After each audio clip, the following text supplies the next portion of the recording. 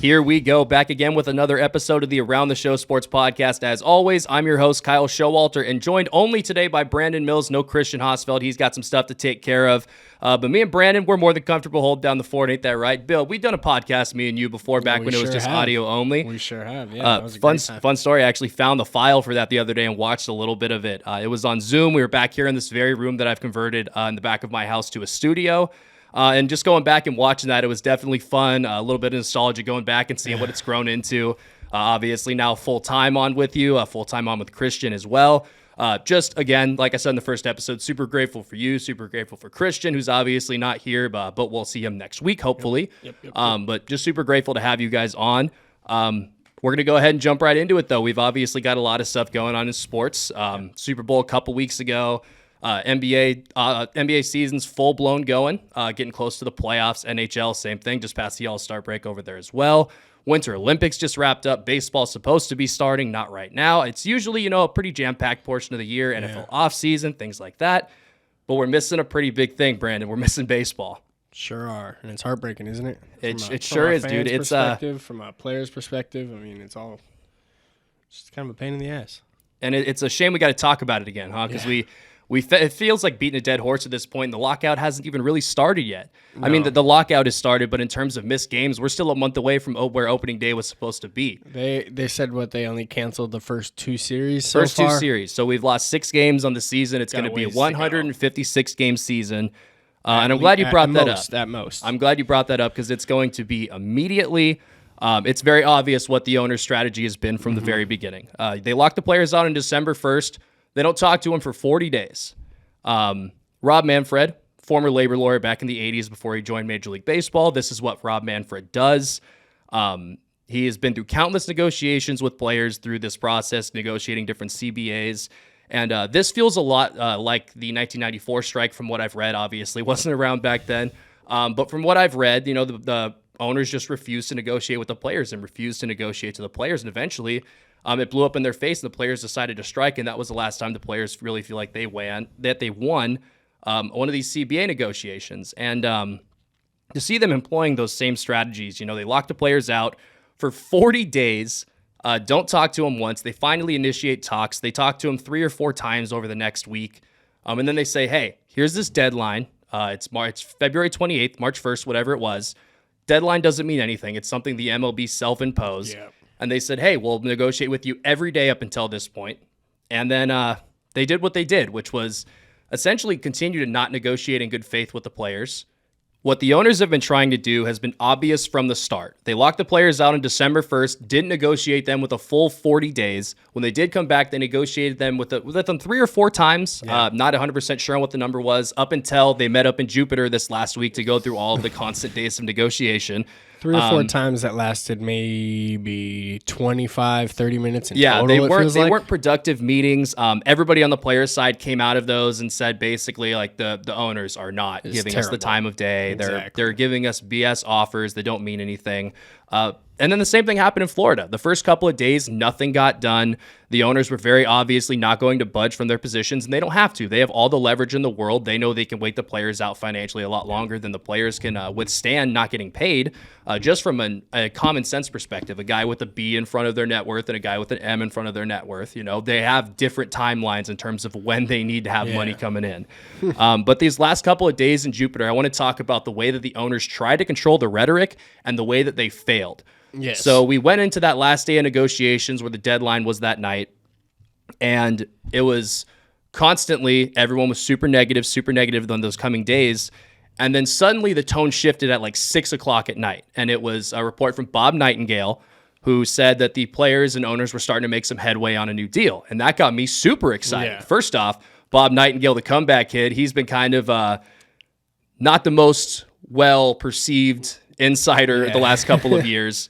And to have him get a win, that was pretty awesome. I was fired up for good old Bobby over at the LA Times. But it turned out to be a farce. There was nothing getting done. The owners were leaking out this narrative. At least this is how it seems from the outside perspective based on how the talks deteriorated the next morning, what we heard from the players, because the players came out of there the next day and said that the owners suddenly were trying to sneak things into the fine print, like pitch clocks, banning the shift. You don't do that if you're negotiating good faith up against the deadline at the 11th hour. Exactly. That's not something you do. That's something that you do to try to take advantage of people that A, you think don't know any better, B, you don't think have any leverage, or C, don't think have the willpower to resist this last second deadline breaking deal on a deadline that you set. And the players called bullshit, called the owner's bluff, bullshit. And it's a win for them. Yeah. Because what happened every year since 1994 is the owners just refused to negotiate. They used these same tactics that they did before, and the players would just eventually give. But this year, this CBA negotiation, it really feels different for the first time. It feels like the players are finally united. Mike Trout released a statement today in support of the MLB Players Association decision to not accept their deal. He said Rob canceled games, which I thought was huge. That's huge. Because literally calling out the commissioner of baseball for canceling games, that it's not baseball's fault. It's not. He didn't even name the owners. He named Rob Manfred. He needs to be singled out in this situation. I mean, he's done a terrible job with it. He's made himself the most hated man in baseball. I mean, and I think the most hated man in baseball might be even an understatement. You know, we make fun of Roger Goodell, not necessarily make fun. We kind of poke fun at the way that he's perceived. He goes up into the draft room on draft day for the NFL and gets booed on the stage by the fans, which is great. He leans into it. He eggs them on. Rob Manfred really might have taken the title for most hated commissioner in American sports, which is a hell of an accomplishment after the last 10 years that Roger Goodell has had with the NFL. See, I think the difference between the two with Roger, he wants his fans to like him. Deep down, he really does. You can tell. With Rob, I think he likes playing that villain. I think he likes having people on his bad side. I mean, it looks like he's relishing in it. Yesterday, he's up on the podium smiling, having a good time. Looks like he's relishing in everything he's doing to the game right now, and it just makes me feel bad for your everyday average fan, you know, that just wants to wake up and go home and watch baseball. Yeah, and I think the reason why I think you're right on that is because I don't think Rob Manfred thinks he's doing a bad job. Because technically, by the book, what his job is he is a spokesperson and the person who negotiates and gets things done for the owners of MLB teams. Yeah. He's not in power to grow the game. He's not in power to help the players. He's not in power to make baseball better in any way.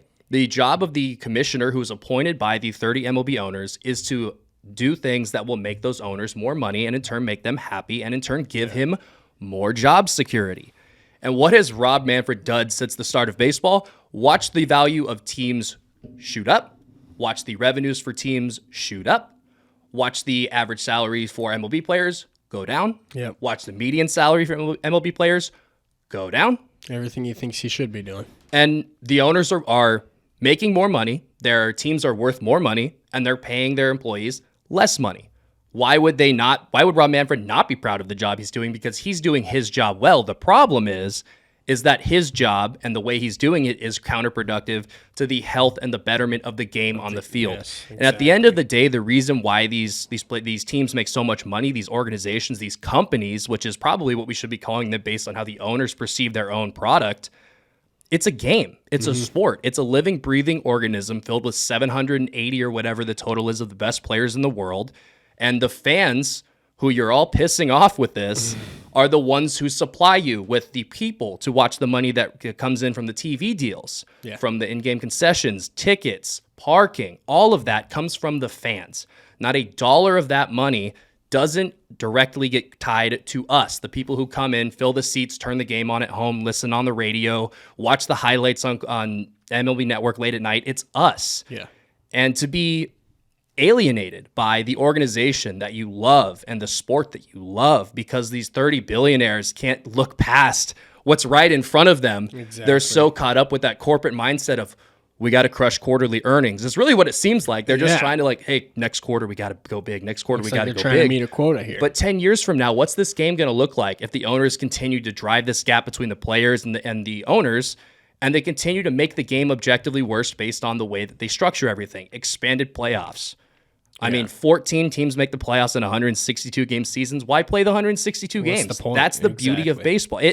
It's just so counterproductive to the season we had, and I mentioned it last week, how great last season was in terms of growing the game, reaching the younger fans. It finally felt like baseball had some momentum, and then they just took the rug out from under themselves. It's so frustrating as a fan and someone who vehemently defends baseball as a beautiful game, an interesting game, an entertaining game, the sport that I love most deep down in my heart. But the people who own the franchises that play the game that I love don't care about the They sport. don't give a shit about us. So why would I? I mean, it's getting to that point. Like, I'm not someone who's seriously ever going to stop watching baseball. I love the game too much. I love my Angels. I love the rivalries. I love the players scattered throughout the league. I can't stop watching baseball. But if you go back to 1994, which is a number I keep bringing up, fans stopped watching baseball. The average attendance for an MLB team went from 31,000 a game to about 26,000 a game, or 25,000 a game. That's 6,000 ticket sales per game on average that the MLB lost that season. And you know when that number got back up to that 31,000 on average? It was 12 years later in 2006. Jeez. And you know what's not going to happen to come save baseball this time? The steroid era. Exactly. That was post Barry Bonds. That was post Mark McGwire, post Sammy Sosa. Where's the white knight that's going to come save baseball if the attendance suddenly drops off the face of the earth? It's not coming. We are killing the game that we love, and it's breaking my damn heart. Yeah. It's, I mean, and to top it all off, and I don't want to beat a dead horse. Like I said, we talked about this last week. We got to move on to something else. But I don't know if anybody saw this, but the Braves are a publicly owned company. The parent company that owns the organization is publicly traded, so they have to release an earnings report. And apparently the Braves in 2019 earned $476 million in revenue. $476 million in revenue. Jesus. That was the last full season of baseball 2 years ago before the COVID pandemic shortened season. $476 million for a baseball team. And the owners are crying poor. It's bullshit. I'm sick of it. Something needs to be done. And public opinion is firmly on mine and the players' side. Clearly. For the first time in a long time, it's not millionaires versus billionaires. It's corporate greed against the working class. Yep. And that mind shift publicly amongst fans has been huge, and it's why the players are ultimately going to win this thing. I truly do believe that. Yep, it's just the question is when. When. I'm getting impatient over here. Hopefully we get to watch some baseball Yeah, man. soon. Hopefully we get baseball soon. It's really starting to hurt, but hopefully the owners come to their senses, the players stand firm, and they get what they deserve. Yeah. We're all rooting for them at this point. Everyone in here at least is. And I think the vast majority of public people are rooting for the players on this time around, which is just so vastly different. Agreed. So for the first time, Brandon, we get to talk some basketball. I'm stoked. You're stoked. Yeah. And we got to start with the Lakers. Both Southern California kids. Neither of us are Laker fans, but even not as Laker fans. Southern California is Lakers heaven. Everyone here seems to be a Lakers fan, and the vibe is just off with the team. It's off with the fans. They're currently 27-34, 4.5 games out of the 8 seed, where the Clippers are above them. I know that's got to hurt for Laker fans to hear. But the team is just in a really, really bad spot. You watch them on the floor every night. They don't look good together. The guys aren't gelling. The team chemistry seems to be off at a core level, off the floor and on the floor. That obviously we don't know too much about off the floor, but it just doesn't seem like these guys are gelling together the way that teams have in the past and the way that we generally see good NBA teams do. They don't play well together. They don't have complementary pieces for LeBron or Anthony Davis. Russell Westbrook just doesn't fit with those two guys, and it isn't. And from an X's and O's perspective, the whole thing just doesn't work. And I'm sitting here as somebody who's trying to figure out how they get into the playoffs and how they build better for next year. I don't really know. For this season, I think they're dead. I think they're dead in the water. They might make the 8th seed. They're going to get a gentleman's sweep. If they do end up even winning a game in that series, they might just get swept by the Suns or whoever finishes in the 1st seed. Yeah. They're not a good basketball team this year. Now, going forward, I think the elephant in the room is going to be Russell Westbrook. And will he get traded this offseason? Who's going to trade for him? That is a massive contract. He's getting paid over $40 million a year. And just want to run it by you because I personally don't know who's going to trade for that contract to that player after the season that he's had. I'm curious to know your thoughts on that. I do think he'll get picked up. He's still Russell Westbrook. He's still, that big name player in the NBA. But he's going to have to do something on that team, to get at least the fans back. Ever since July 30th, when he got traded to the Lakers, it seemed very lackadaisical. I hate to go out there and say I think professional athletes look like they don't care, because who am I to ever say that? But it really does look like that Laker team, when they step out on the floor, they don't care about what happens. The way they talk in the press conferences after the game, it seems like they don't care that they just lost. I mean, we're talking about a team who's dropped 11 out of their last 15 games, and they don't seem to be wanting to change anything. They're not switching things up. They're not trying to turn it around. They just think, at some point it's going to click and then we'll get it all going. And that's just not how it goes, especially now in the season. They just got blown out in Staples by the Pelicans, who don't have Zion, dude. Crypto.com Arena, not Staples anymore. We're still going to call it Staples. I don't give a Staples. shit. They just got blown out by the Pelicans at home, dude, in a game LeBron is playing in and Anthony Davis is playing in, and Zion Williamson is not. That's just the cap to what the season has been. It's incredible how far they've fallen. And I hear your point about that seems like they don't care. I don't necessarily agree with it, but I see where you're coming from because it's an attitude that's almost like a defense mechanism that I feel like they're turning on where they act like they don't care. Mm-hmm. Obviously they care. They're professional athletes. Correct. You don't make it to this point if you don't love the game, don't care about your craft, all that. They obviously care about basketball, but they definitely have put on that kind of mask to protect themselves from having to answer those difficult questions and maybe accept some responsibility in some cases. They've kind of just thrown up like a whatever, I don't give a shit kind of an attitude. I totally get that. They're especially getting the same questions fed at them every single night. Why isn't it working? Here? Why isn't it working? Exactly. They don't know. To a point, you could get fed up with that as well because if you don't know what's working and you're getting these same questions, why isn't it working? Why isn't it working? It's like, shut the fuck up. Exactly. Let me try to figure it out. I think the fact that this is happening in LA is another compounding factor into why it's gone so bad so fast. There are certain markets that it's just harder to be successful in because the media is just different. New York, definitely one of those places. I think Philadelphia in all sports is probably one of the 3 hardest places to play just because of how rabid the fan bases are, how much they care, how much they know, which is a huge thing. Fans in Philly are worse than the media are. As an Eagles fan, I can confirm that. Obviously, a Southern California Eagles fan, so a little bit different, but I bleed green just like my brothers in Philly do. But LA is one of those places too, man. Yeah. LA people love the Dodgers, and they love the Lakers. They watch every game. Lakers fans are not pushovers. They watch the games. I know every Laker fan that I knew growing up was still watching the games when they were running out Jordan Clarkson and Nick Young and Julius Randle and all these guys out there. I mean, they were watching the games from start to finish, watching them get their ass kicked 60 times a year. Laker fans are proud and they're true fans. And they're letting them have it. They're hearing all this from the fans and from the media.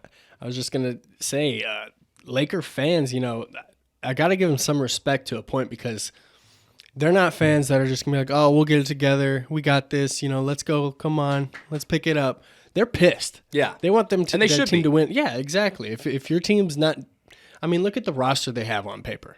If you put all those names, write them down on a piece of paper, that's supposed to be a damn good basketball team, and they're just not playing good at all. Not good isn't even sufficient.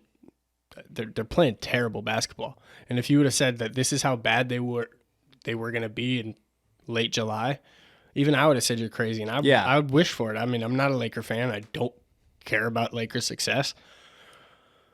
But I even didn't think it was going to be this bad, dude. Yeah, I remember I was at work when the Russell Westbrook trade went through, and I was working with the Laker fan at the time. I'd since moved on to a new job. Oh, he was probably getting fitted for a ring that day. Yeah, huh? He was fired up, and I asked him how he felt about the trade, and he said, it feels good.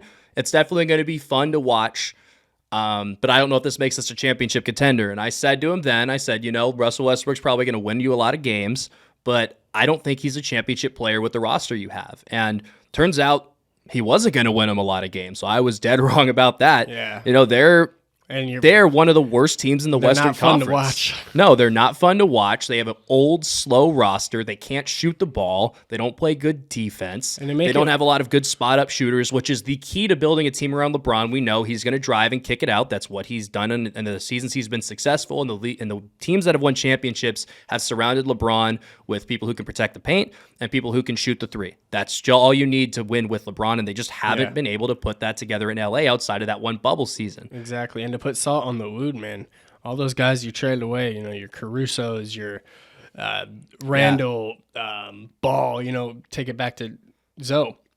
All those guys you traded away, you're seeing them have some pretty good success in the league right now, and it's like, what if?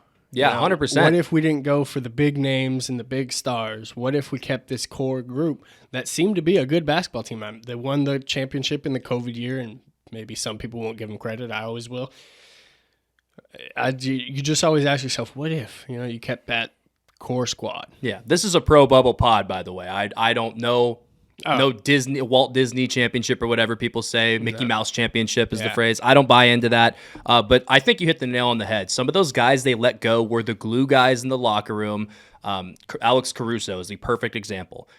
He seemed like when he came into the league, he was just like, oh, look at this funny little white dude who's balding. White dude, yeah. Hey, he can dunk. This is pretty cool. He could play good defense. This is pretty cool. Like Lakers fan favorite for sure, but I don't think any of us knew Alex Caruso was this good of a player. He was just and I a think bench the player. Lakers are feeling the effects of that. Alex Caruso, before he got hurt in Chicago, was having a great season. Yes. He was a huge part of the Bulls' success, who are currently balling out in the East and are one of the top seeds. Yeah, they're the 2 seed right now. And he's been hurt, so they haven't had him on the floor. But when he's out there, Alex Caruso's presence is always felt. I don't know how many guys on the Lakers you can say that about. No, he's a playmaker.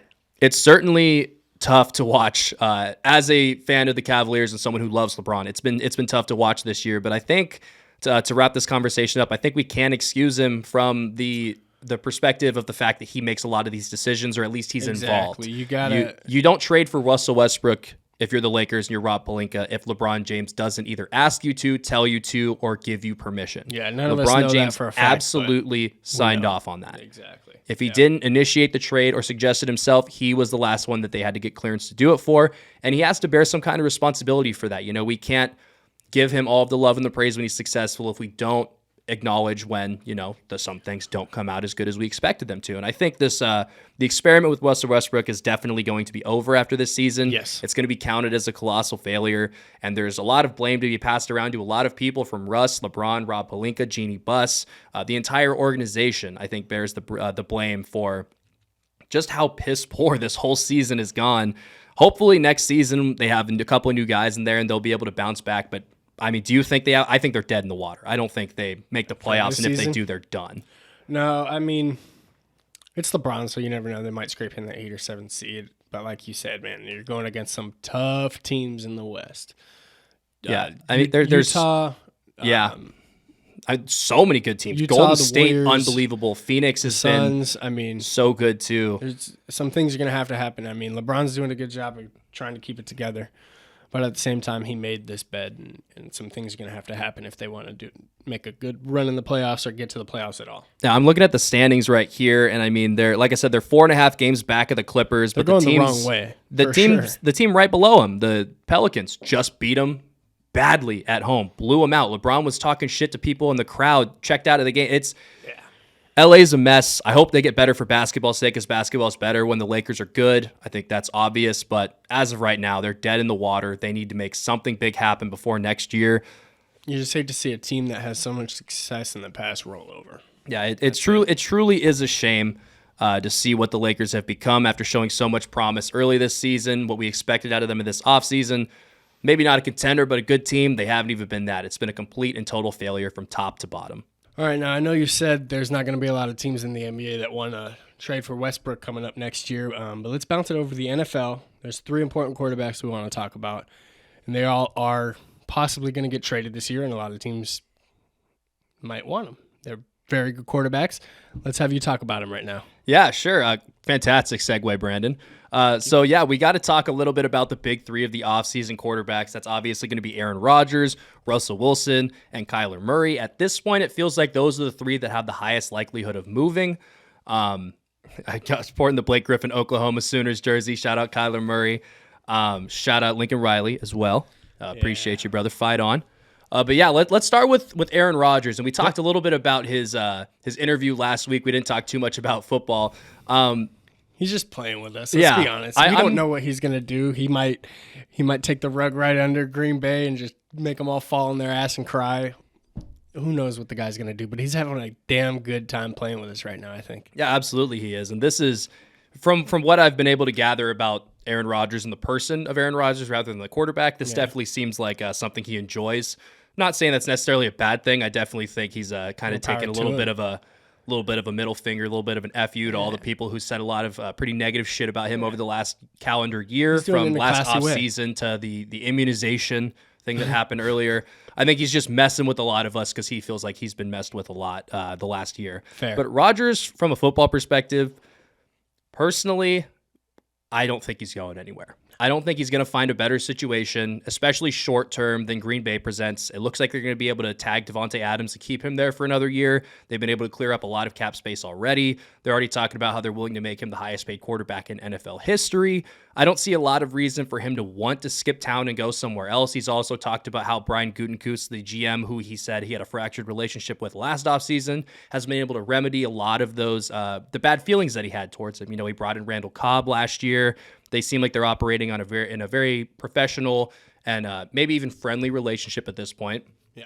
And also, he mentioned how close he is with head coach Matt LaFleur, who's only posted, 13-win seasons each of the last 3 years with Rodgers at the helm. No big gotten deal. to the NFC Championship game.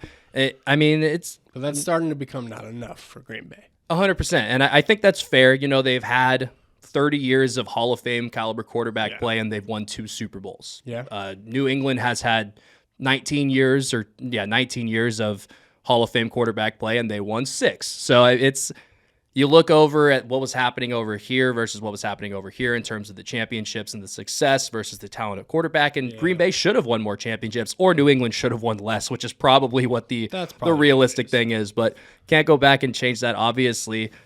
But Rodgers, I just don't see from a football perspective how he gets a better situation if he goes anywhere. Everybody talks about Denver. They don't have Matt LaFleur coaching them. Everyone talks about these other places. LaFleur feels like the central reason why he would want to stay. They work very well together. He's still going to have Davante Adams as well. Why go somewhere else? Why break a good thing? I agree. Before, what was it, last week, I really thought Rodgers was going to jump ship and go somewhere else. So did I.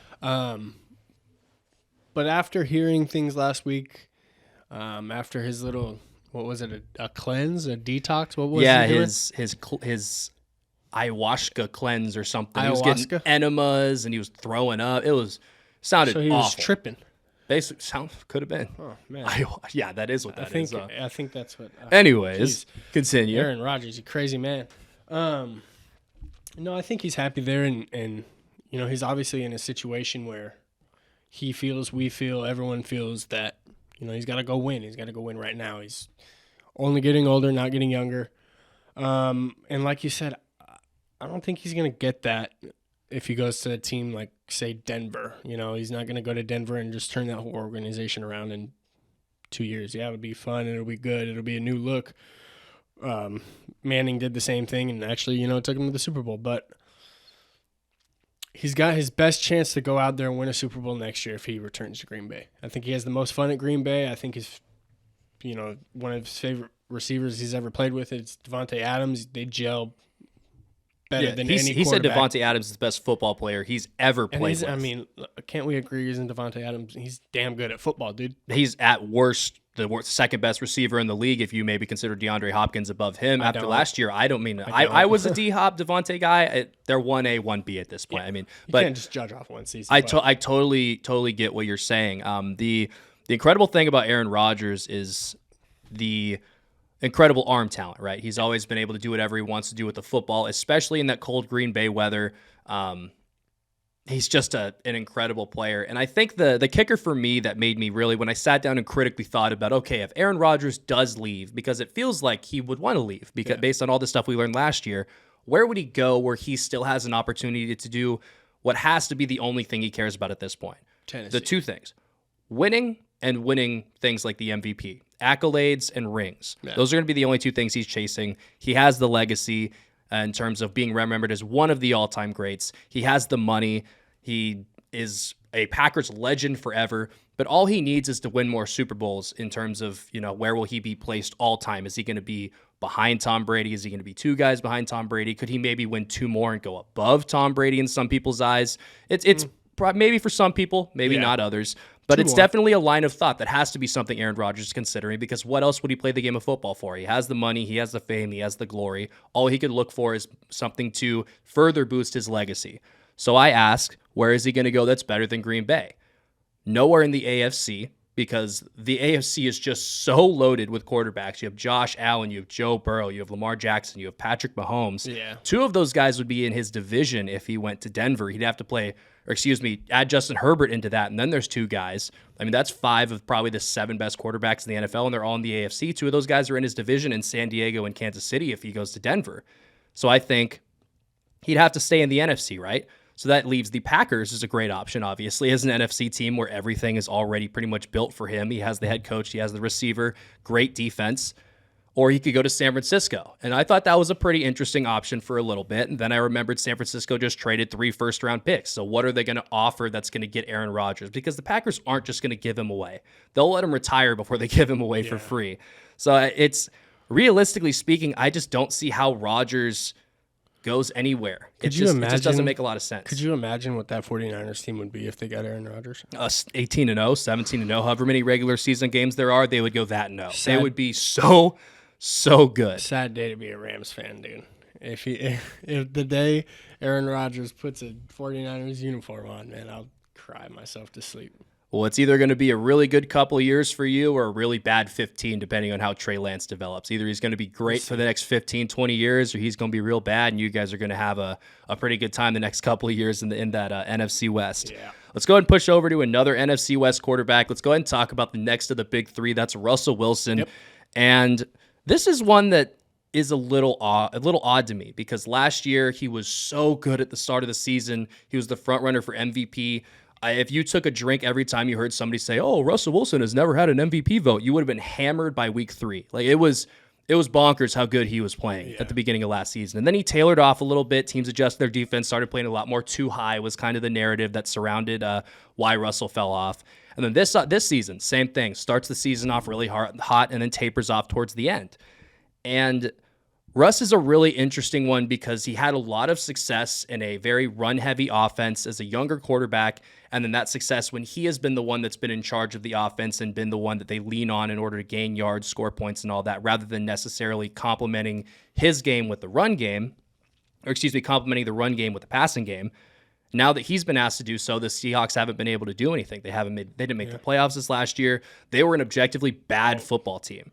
And I don't necessarily think all of that is on Russell Wilson. I think he's a very talented quarterback. I think if he went to another situation, he would be great. Not good, but great. I have a lot of faith in him, but I think he definitely bears some of the blame for his inability to adjust once these defenses kind of get a little bit of tape on him. Mm-hmm. And he, hasn't been able to separate what he was doing from what he needs to do in the future to be successful.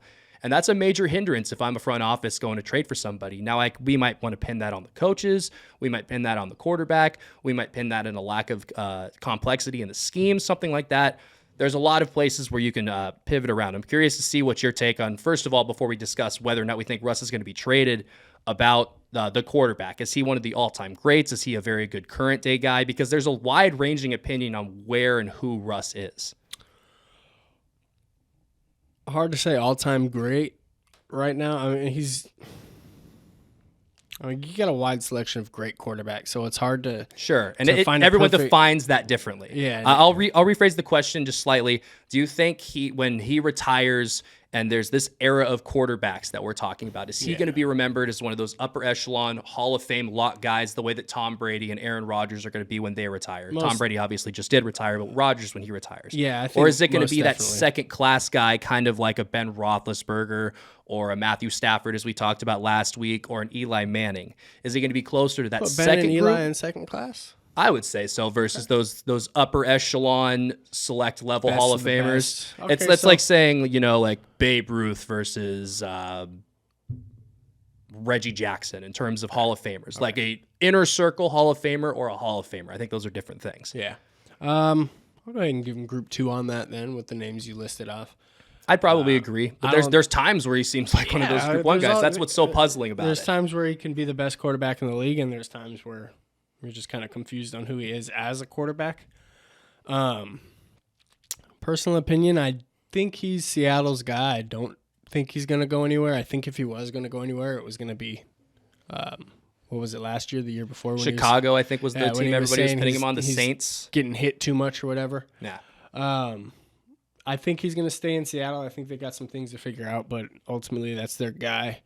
If Seattle did trade away Russ, you're looking at either needing to draft a guy now and he's got to work out, or a couple long years of rebuilding there. And I think if you're gonna try to rebuild your team, you want to, of course, build around Russ.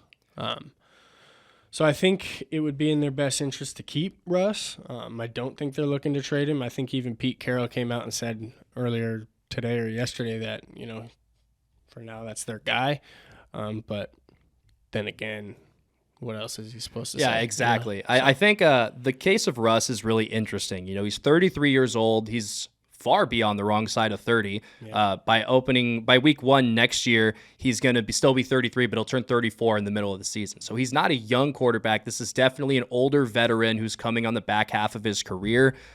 Of these three guys, if you look at the situations they're in, the organizations they're in, the faith that they seem to have in the organization, Russ feels like the one that is most likely to get traded to me. Do I think he's going to get traded? I'd put it at 60-40 no. But spoiler alert, I don't think Kyler Murray's going anywhere. And obviously, like I said, I don't think Aaron's going anywhere. I think Wilson is the one that would be the easiest to trade for, and I think that's why. I think he's the most likely to get traded. If you're trading for Aaron Rodgers, it's a short-term deal, and you're going to be given probably 3 or 4 first-round picks and a player. If you're trading for Kyler Murray, that is a 23-year-old superstar. He's been to the Pro Bowl 2 times in 3 seasons. If injuries hadn't happened the last 2 years, he might have won an MVP both years. Yeah. You're trading everything in your organization for that guy, and then you got to agree to pay him probably $45 to $50 million a year, especially depending on what Aaron Rodgers gets. If he gets $53-54 million, Kyler Murray is going to say, give me 50. Yeah. So that's a big thing that's going to inhibit a lot of teams from being able to trade. So for that reason, I would say Russ. And I think that the dysfunction is probably the wrong word, but the disconnect between player and organization there feels the strongest out of the three. It seems like Aaron Rodgers has kind of repaired that. It seems like Kyler Murray, it's so early on in the process, it feels like kind of jumping the gun in order to say, he's out of here. He shares an agent with Cliff Kingsbury, and Cliff Kingsbury just got an extension, so that kind of tells me they're kind of getting a little bit closer on Kyler. At least it's not as big of a concern as it would be. Russ, it just feels weird. And I'm a big feel guy. I'm also, I put a lot of weight into the analytics too, but at the end of the day, if I have a gut feeling, I'm inclined to trust that. And it feels like of these guys, there's more to the Russell story than there is the other two guys, at least just personally for me. So what are you thinking for us? Las Vegas, maybe even Denver? Yeah, that's another thing is there's so many spots that I don't know if Russ would want to go to. Is Russell Wilson moving Ciara to Indianapolis to go be the coach of the Colts? Is he moving her to Chicago to go be the coach of the Bears where it's freezing? I think if I had to put a pulse on it, I think New York is interesting. The Giants, they don't have a quarterback. They have a lot of picks in this upcoming draft. Brian Dable did a lot of great work with Josh Allen. Daniel Jones, man. Come on. Daniel Jones, baby. Hey, that guy is fast, but he cannot hold on to the football. He's the most fumble-prone quarterback I've ever seen. He makes bad decisions with the ball. I'm still not giving up on him yet, though. I think he can be good. I'm not giving up on that guy yet. There's definitely enough talent to keep it interesting. But if you have the option to have Russ or to have Daniel Jones, I think the decision's easy. Yeah. I think New York is an interesting one, but I'm not necessarily saying that I think he's going to get traded there. But if Russ does get traded, don't be surprised if it is to the G-Men. The last guy we got to talk about, we'll go ahead and touch on Kyler Murray. And like I said, I don't think he's going to go anywhere. I'll let you go ahead and jump on this one since I kind of gave a little bit of it away already.